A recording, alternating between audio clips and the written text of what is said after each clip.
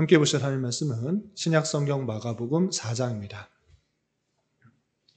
8월 4일 마가복음 4장을 읽는데 4장은 41절까지 길게 되어 있어서 다 읽기는 시간이 좀 제한이 되고요. 1절부터 20절까지 말씀만 함께 봉독하겠습니다. 마가복음 4장 1절부터 20절까지 말씀, 신약성경 58면 전후를 보시면 되겠습니다. 1절부터 함께 봉독합니다. 예수께서 다시 바닷가에서 가르치시니 큰 무리가 모여들거늘 예수께서 바다에 떠있는 배에 올라 앉으시고 온 무리는 바닷가 육지에 있더라. 이에 예수께서 여러 가지를 비유로 가르치시니 그 가르치시는 중에 그들에게 이르시되 들으라. 씨를 뿌리는 자가 뿌리러 나가서 뿌릴새 더러는 길가에 떨어짐에 새들이 와서 먹어버렸고 더러는 흙이 얕은 돌밭에 떨어짐에 흙이 깊지 아니하므로 곧 싹이 나오나 해가 돋은 후 타서 뿌리가 없으므로 말랐고 더러는 가시떨기에 떨어짐에 가시가 자라 기운을 막음으로 결실하지 못하였고 더러는 좋은 땅에 떨어짐에 자라 우성하여 결실하였으니 30배나 60배나 100배가 되었느니라 하시고 또 이르시되 들을 귀 있는 자는 들으라 하시니라. 예수께서 홀로 계실 때에 함께한 사람들이 12제자와 더불어 그 비유들에 대하여 물으니 이르시되 하나님 나라의 비밀을 너에게는 주었으나 외인에게는 모든 것을 비유로 하나니 이는 그들로 보기는 봐도 알지 못하며 듣기는 들어도 깨닫지 못하게 하여 돌이켜 죄사함을 얻지 못하게 하려 함이라 하시고 또 이르시되 너희가 이 비유를 알지 못할진대 어떻게 모든 비유를 알겠느냐. 뿌리는 자는 말씀을 뿌리는 것이라. 말씀이 길가에 뿌려졌다는 것은 이들을 가르킴이니 곧 말씀을 들었을 때에 사탄이 즉시 와서 그들에게 뿌려진 말씀을 빼앗는 것이요 또 이와 같이 돌밭에 뿌려졌다는 것은 이들을 가리킴이니 곧 말씀을 들을 때에 즉시 기쁨으로 받으나 그 속에 뿌리가 없어 잠깐 견디다가 말씀으로 인하여 환난이나 박해가 일어나는 때에 곧 넘어지는 자요 또 어떤 이는 가시떨기에 뿌려진 자니 이들은 말씀을 듣기는 하되 세상의 염려와 재물의 유혹과 기타 욕심이 들어와 말씀을 막아 결실하지 못하게 되는 자요 좋은 땅에 뿌려졌다는 것은 곧 말씀을 듣고 받아 30배나 60배나 100배의 결실을 하는 자니라. 아멘. 네, 감사합니다. 오늘 함께 살펴볼 하나님의 말씀은 마가복음 4장입니다. 우리는 계속해서 예수님께서 이 땅에 오셔서 어떤 일들을 행하셨는지를 기록한 복음서를 대하고 있는데 특별히 마가복음은 이방인들에게 예수님께서 이 땅에 오셔서 많은 고난과 종의 모습을 하시고 우리의 대속주로 돌아가시는 하나님의 아들 그리스도시다라는 것들을 보여주는 말씀입니다. 특별히 우리가 어제 살펴봤던 마가복음 3장에서는 손 마른 사람을 고치시며 또 하나님의 아들이라는 그 귀신 들린 사람의 고백을 확인하게 되었고 또 12제자를 삼으신 이유 그리고 예수님께서 생각하시는 형제, 자매, 어머니가 누구인지에 대해서 살펴볼 수 있었습니다. 그리고 이어지는 4장에서는 크게는 예수님께서 3가지 비유를 하시고 그것에 대한 설명을 하실 뿐만 아니라 바다의 풍랑을 잠잠케 하시는 그 모습을 확인하게 됩니다. 내용이 많기 때문에 핵심적인 내용 위주로 좀 살펴보면서 교훈받도록 하겠습니다. 우선 4장에는 3가지 비유가 있는데 3가지 비유를 하신 이유, 그냥 설명하신 것이 아니라 비유로 말씀하신 이유가 무엇인지 그 이유에 대해서 먼저 살펴보도록 하겠습니다. 먼저 33절을 보면 이렇게 되어 있습니다. 33절 보시면 예수께서 이러한 많은 비유로 그들이 알아들을 수 있는 대로 말씀을 가르치시되 비유가 아니면 말씀하지 아니하시고 다만 혼자 계실 때에 그 제자들에게 모든 것을 해석하시더라 라고 표현했습니다. 예수님께서 말씀하셨을 때 특별히 비유로 말씀하셨고, 그리고 제자들에게 그것을 따로 해석하셨다, 이런 표현이 있습니다. 비유로 알아들을 수 있는 대로 말씀하신 그 모습을 볼 때 이 말씀만 읽으면 비유를 통해서 더 사람들을 잘 이해하기 쉽게 하기 위해서 비유로 말씀하셨구나, 이렇게 생각할 수 있는데, 그것이 아니라 비유로 말씀하신 더 깊은 뜻인 것입니다. 어떤 뜻이 있는가? 다시 11절과 12절을 보면 이렇게 되어 있습니다. 11절, 12절 보시면 이르시되 하나님의 나라의 비밀을 너희에게는 주었으나 외인에게는 모든 것을 비유로 하나니 이는 그들로 보기는 보아도 알지 못하며 듣기는 들어도 깨닫지 못하게 하여 돌이켜 죄사함을 얻지 못하게 하려 함이라 하시고 라고 말씀하십니다. 그러니까 예수님께서 많은 그 복음들을 비유로서 설명하셨는데 두 가지 이유가 있는 것입니다. 첫 번째는 무엇인가? 하나님의 택하신 백성들은 그 말씀을 듣고 온전히 해석하고 더 깊이 깨달을 수 있게 하는가 하면, 반면에 하나님의 택함을 받지 못한 사람은 보기는 보아도 듣기는 들어도 그것이 무슨 뜻인지 전혀 깨닫지 못하게 하기 위해서 비유로 말씀하셨다, 이렇게 말씀하고 계시는 것입니다. 그러므로 이 비유는 아주 놀라운 특성을 갖고 있는데, 그 비유를 통해서 도저히 이해하지 못하는 사람과 오히려 더 잘 이해가 되는 그 사람이 있는 것입니다. 그 대표적인 예가 오늘 첫 번째 비유에서 나오는 4가지 땅에 떨어진 씨의 비유인 것입니다. 그럼 4가지 땅에 떨어진 씨의 비유는 어떤 것인가? 4장 1절부터 9절까지 있는데 간단하게 말씀드리면 이렇습니다. 씨 뿌리는 자가 있습니다. 그 씨 뿌리는 자가 그 밭에 씨를 뿌리게 되는데 4가지 밭이 있는 것입니다. 첫 번째 밭은 어떤 밭인가 라고 할 때 길가인 것입니다. 길가와 같은 그 밭에 씨가 떨어졌기 때문에 그것이 땅에 뿌리를 내리기도 전에 새가 와서 먹게 되는 것입니다. 두 번째 밭은 어떤 밭인가 라고 할 때 돌밭인 것입니다. 흙이 많은 것이 아니라 돌, 자갈 것들이 많이 있어서 뿌리를 깊이 내릴 수 없는 그런 밭인 것입니다.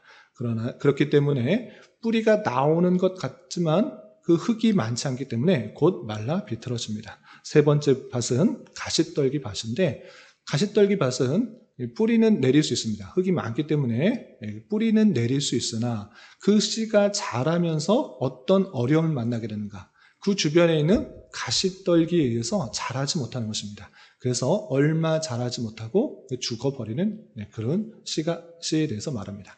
그리고 4번째 밭에 대해서 나오는데, 4번째 밭은 좋은 밭입니다. 좋은 밭이기 때문에 가시떨기도 없고 땅도 아주 비옥해서 뿌리를 깊게 내릴 수 있을 뿐만 아니라 그 싹이 자라서 좋은 열매를 맺고 30배, 60배, 100배의 열매를 맺었다, 이렇게 말씀하시는 것입니다. 그런데 이 비유에 대해서 오해하지 말아야 되는 것은, 우리가 하나님의 말씀을 받아 30배, 60배, 100배의 결실을 맺기 위해서 좋은 밭을 만들어야 된다, 이렇게 적용하려고 하는데 그 뜻이 아닌 것입니다. 우리의 마음이 돌짝과 같은 마음들 다 벗어버리고 세상의 염려와 근심들, 그런 거 걱정하지 말고 하나님의 말씀만 잘 받아서 30배, 60배, 100배의 결실을 맺는 사람이 되어야 된다, 이런 것을 말하는 것이 아닌 것입니다. 무슨 말씀을 하고자 하는가? 그것이 그 비유에 대한 해석이 13절부터 20절까지 아주 분명하게 나와 있는 것입니다. 예수님께서는 친히 비유로 말씀하셔서 택하신 사람에게는 더욱더 잘, 그리고 택함을 받지 않은 사람은 들어도 이게 무슨 뜻인지 알지 못하게 비유로 말씀하신 것이다 라고 하면서 그 비유를 그 제자들에게 친히 설명하시는 것입니다. 그럼 그 비유의 뜻이 무엇인가 라고 할 때, 씨 뿌리는 자는 말씀을 전하는, 그 복음을 전하는 자, 즉 예수 그리스도의 사역인 것입니다. 예수 그리스도께서 말씀을 전하는 사역, 그것이 씨 뿌리는 사역일진데, 그 말씀이 모든 밭에, 그러니까 다양한 사람에게 전해지게 될 때 다양한 반응이 있다는 것을 알려주는 것입니다. 돌짝과 같은, 길가와 같은 그 밭은 말씀을 들어도 전혀 마음속에 받아들일 마음이 없는 것입니다. 그렇기 때문에 사탄이 즉시 와서 그들에게 뿌려진 말씀을 빼앗는 사람, 그 사람이 돌짝과 길가와 같은 말씀이다 라고 하고, 또 16절에 돌짝밭에 뿌려진 씨는 무엇이냐? 말씀을 들을 때 정말 그러한가 보다, 그렇게 봤지만 뿌리를 깊이 내지 못하고 뜨거운 바람이나 또 태양이 있을 때 그것이 다 말라버리는 사람이다 라고 표현하고 있는 것입니다. 그리고 가시떨기에 뿌려진 자는 말씀은 듣지만 세상의 염려, 재물의 유혹, 기타 욕심이 들어와 말씀을 막아 결신하지 못하게 되는 자다라고 표현하고 있습니다. 그리고 말씀에 좋은 땅에 뿌려졌다는 것은 말씀을 듣고 30배, 60배, 100배 결실하는 자다라고 말씀하신 것입니다. 여기서 분명히 예수님께서 너희 마음을 돌짝과 같은, 길가와 같은, 가시밭과 같은 그 마음을 바꿔 좋은 밭이 되어라 라고 말씀하지 않으셨습니다. 어떻게 말씀하신 것입니까? 복음을 전할 때 다양한 사람들이 있다. 잠시 듣고 즐거워하는 사람, 또는 세상 근심과 염려, 재물의 유혹 때문에 그 말씀을 버리는 사람이 있는데 너희는 어떤 사람인가? 그 말씀이 잘 뿌리내어서 좋은 결실을 맺는 자다라는 것들을 보여주는 것입니다. 이 말씀을 통해서 예수님께서 직접 이 땅에 오셔서 하나님의 나라의 복음을 전하게 되는 그 놀라운 사실을 전했음에도 불구하고 말씀을 받아 결실을 맺는 사람이 있는가 하면 그렇지 않는 사람도 있다라는 것들을 적나라하게 비유로 말씀해 주신 것입니다. 그 비유로 말씀하신 이유도 분명히 말씀하셨다시피 듣기는 들어도 보기는 보아도 깨닫지 못하는 사람, 오히려 그렇지 않게 하기 위해 하심이다라고 표현하고 있는 것입니다. 그러므로 우리가 예수를 구주로 믿고 하나님의 나라의 그런 상속자가 되었다라는 것은 하나님의 놀라운 은혜를 받은 그런 좋은 밭의 은혜를 받은 자라는 것을 말씀해주고 있는 것을 우리는 깨닫게 되는 것입니다. 그리고 이렇게 그 복음이 하나님의 택하신 백성들, 그 좋은 밭에 떨어지게 되면 어떤 은혜들이 있고 어떤 능력들이 나타나는지 또 여러 가지 비유를 또 설명하고 있는 것입니다. 그 내용이 두 가지 비유로서 더 설명하고 있는데 26절부터 29절까지는 자라나는 씨의 비유, 또 30절부터 32절까지는 겨자씨를 통하여서 그 복음이 어떻게 열매를 맺어가고 또 결실하게 되는지 또 비유로 설명하고 계십니다. 어떤 내용이 있는지 계속해서 보겠습니다. 26절 또 이르시되 하나님의 나라는 사람이 씨를 땅에 뿌린과 같으니 그가 밤낮 자고 깨고 하는 중에 씨가 자라되 어떻게 그리 되는지를 알지 못하느니라. 하나님의 나라는 씨를 뿌리고 났는데 어떻게 그게 자라고 어떻게 열매를 맺는 것 같이 잘 알지 못하는 것과 같이 그렇게 되는 것이다 라고 비유로서 설명한 것입니다. 그러면서 땅이 스스로 열매를 맺되 처음에는 싹이요 다음에는 이삭이라. 그 다음에는 이삭의 충실한 곡식이라. 열매가 익으면 곧 낫을 대나니 이는 추수 때가 이르렀음이라 라고 표현하고 있습니다. 이게 무슨 뜻인가?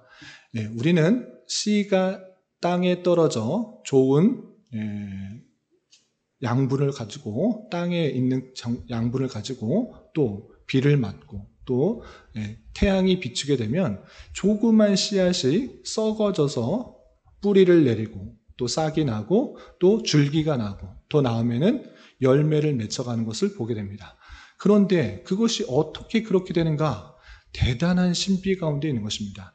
아주 작은 씨앗, 생명이 없는 것 같은 그 씨앗이 어떻게 땅에 들어가서 저렇게 열매를 맺을 수 있는가? 생명의 신비인 것입니다.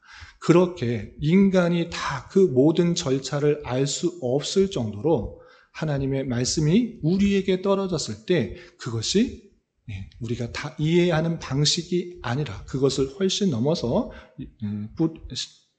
뿌리를 내리고 또 싹이 나고 또 줄기가 나고 또 열매를 맺는 것 같이 자라게 되는 것이다. 이렇게 알려주는 것입니다. 이렇게 하나님의 나라는 인간이 다 이해하는 방식을 훨씬 더 뛰어넘어서 하나님께서 그렇게 열매를 맺어가시는 놀라운 능력을 행하시는 것이다 라고 알려주고 있는 것입니다. 또한 30절부터 32절까지는 겨자씨의 비유로서 그 하나님의 나라에 대해서 설명하고 계십니다. 그래서 그 30절부터 보시면 또 이르시되 우리가 하나님의 나라를 어떻게 비교하며 또 무슨 비유로 나타낼까? 겨자씨 한 알과 같으니 땅에 심길 때에는 땅 위의 모든 씨보다 작은 것으로 돼 심긴 후에는 자라서 모든 풀보다 커지며 큰 가지를 내나니 공중의 새들이 그 그늘에 깃들일 만큼 되느니라 라고 표현하고 있습니다.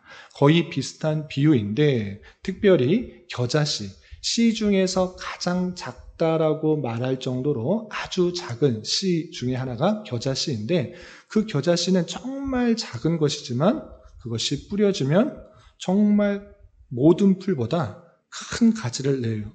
공중의 새들이 깃들일 만큼 아주 큰 결실을 낸다라고 표현하고 있습니다.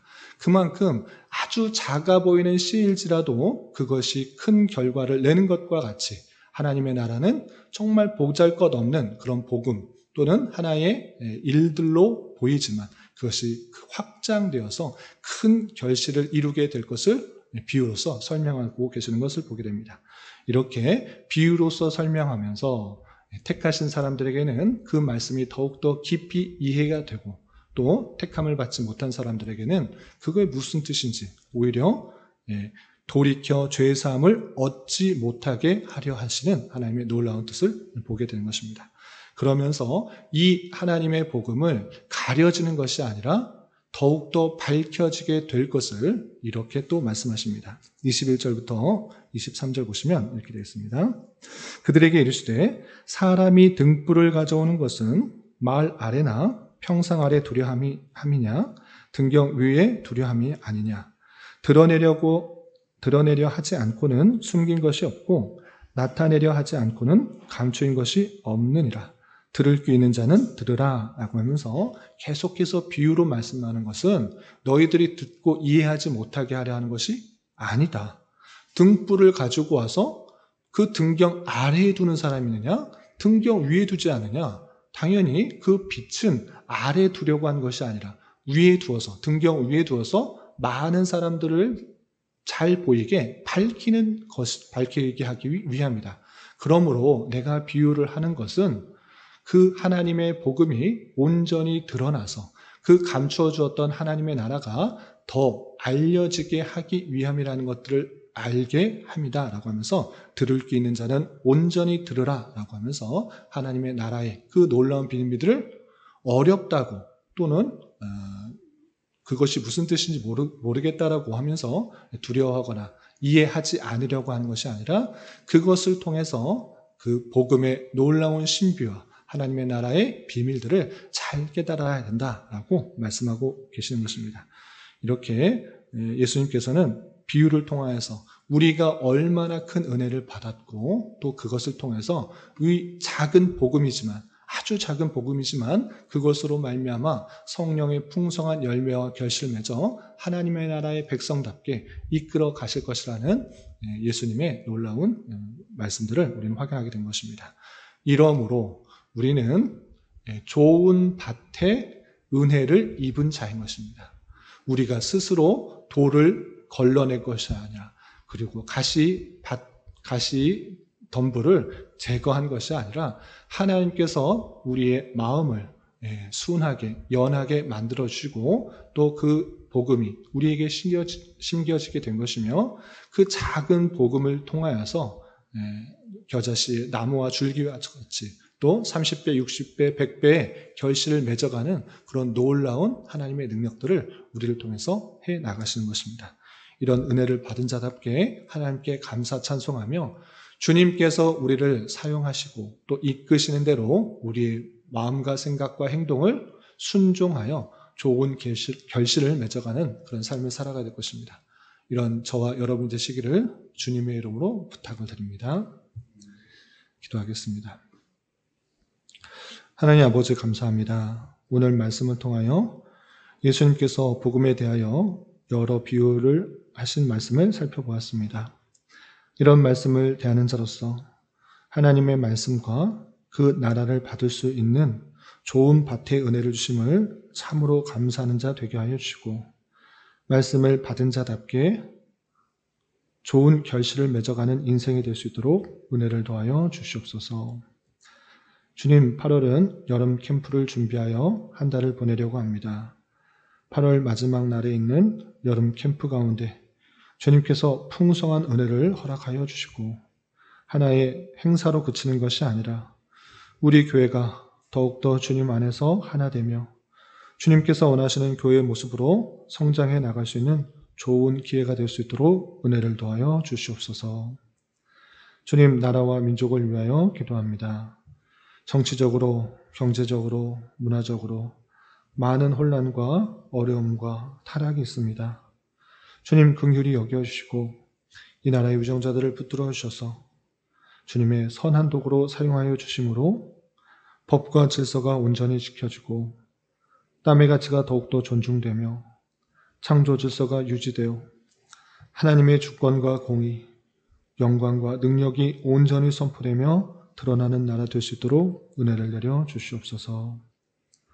주님, 교회 내 육체의 질병과 연약함으로 병원에 치료를 받는 여러 성도들과 그 가족들이 있사오니 주님 붙들어 주셔서 건강하게 잘 회복될 수 있도록 은혜를 더하여 주옵시며 가족의 전도와 신앙을 위해 직장과 사업장의 문제로 주님께 간절히 기도하는 여러 지체들이 있사오니 주님께서 그 모든 사항과 여건, 마음과 생각을 주장하여 주셔서 우리의 기대와 소망보다 훨씬 더 풍성한 것들로 채워주신 하나님을 깊이 경험할 수 있는 기회 되도록 인도하여 주시옵소서.